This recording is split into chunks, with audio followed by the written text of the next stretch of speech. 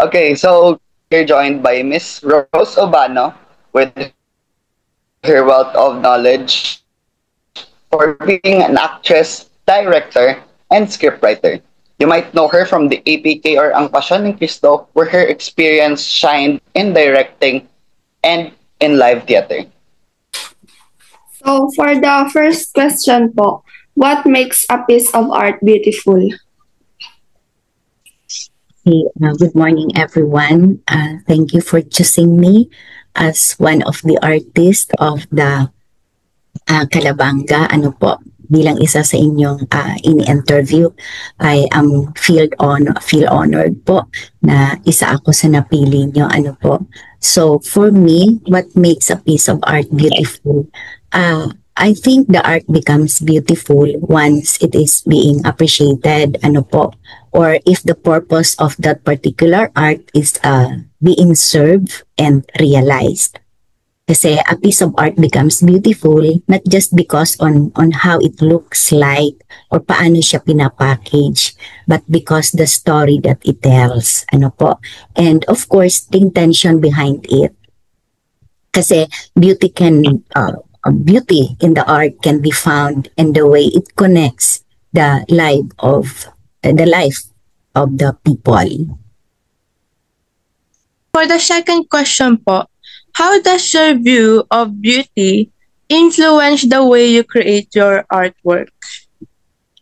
I think my view of beauty shape how I approach my work, ano po, kasi I don't always aim for something that is, perfect. Kasi I do believe na wala naman talagang perfect na art. Just like an individual, there's no perfect individual. But rather, I think something that feels kung paano naging meaningful yung particular art na yon.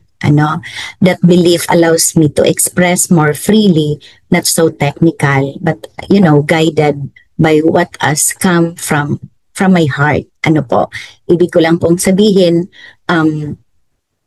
kung sa akala natin, yung ginagawa natin ay makakatulong sa iba, makakapagbigay ng lesson, sabi ko nga kanina, dapat na-appreciate ng tao o dapat na-appreciate noong mga target audiences natin yung ginawa natin. So, kumbaga, doon po ako laging nagsisimula. Ano ba ang maibibigay nito?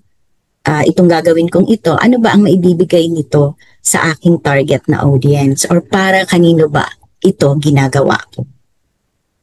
The third question is, do you believe that art should always be beautiful, or can it also challenge or disturb viewers? I think lahat naman ng creative works or lahat naman ng artworks ay maganda.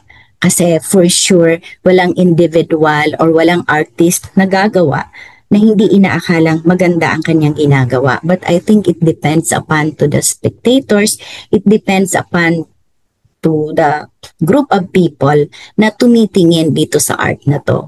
Pero I think it becomes beautiful, sabi ko nga po kanina, once it serves the purpose or kapag ito'y na-appreciate. Pag sinabi kasi nating appreciation, parang ang nasa isip natin, ang ganda ng pagkakagawa, parang lahat positive. I think one way of appreciating an art is kapag nag-react yung audience natin or kapag nag-react yung mga tao na nasa paligid natin. And that includes opinion of the bashers, di ba? Yung ating mga critic, di ba? Yung sasabihin nila, parang hindi naman maganda yung pagkakagawa.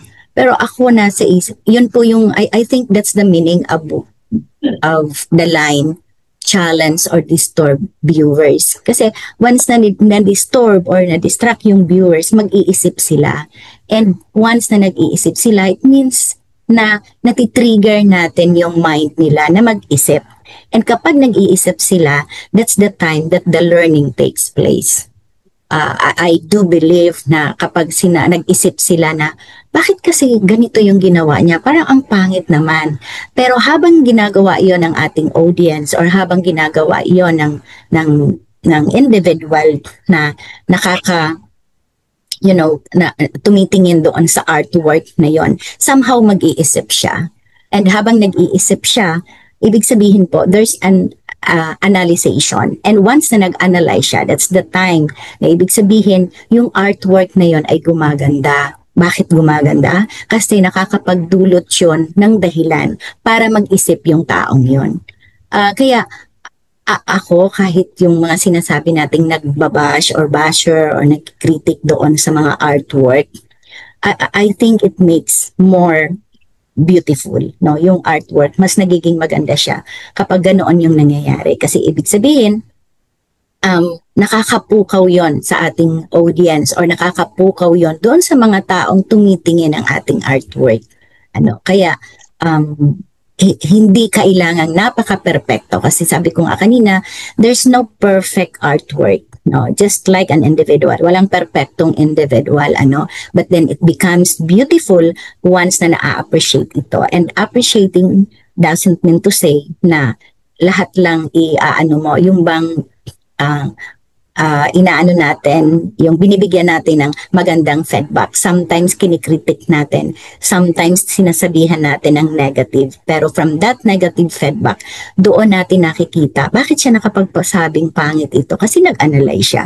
So, ibig ko lang pong sabihin, hindi ako naniniwala na merong pangit na artwork. Lahat siya ay maganda. Depende lang kung paano siya ina-appreciate ng tao at depende din doon sa, doon sa artist mismo, paano niya rini-receive ang mga feedback na to. Yun, sabi nga niyan, ang role ng art is dapat nagpapakalma ito, it can soothe, it can provoke, it can heal, and at the same time, it can awaken, the mind of our spectators or sino man yan na tumitingin sa ating artwork. That too is a form of beauty. For the fourth question po, what inspired you to start creating art? Parang, I think just what I have said a while ago, that I feel inspired once I think that there's a need for an urgency for that particular artwork. No, sabi ko nga po kanina, most of my creative works are being done through request, di ba? Kasi kung kailangan, dun ko siya kailangan isulat. Kasi actually I have no formal schooling in writing. Wala naman po talaga akong formal na training. But